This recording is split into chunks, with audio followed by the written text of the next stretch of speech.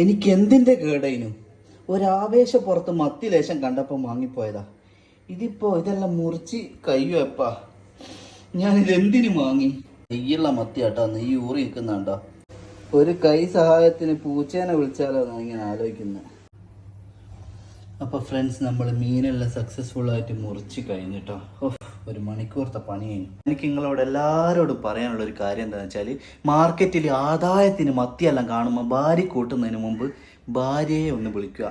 മോളെ, ഇവിടെ കുറഞ്ഞ റേറ്റിന് മത്തിയൊക്കെ ഉണ്ട്, ഞാൻ വാങ്ങി കഴിഞ്ഞ് മുറിച്ച് തരുമോ എന്നൊന്ന് ചോദിക്കുക. എന്നിട്ട് വാങ്ങുക. എന്നാൽ മെനക്കേടില്ലാണ്ട് കറി കൂട്ടി തിന്നാം.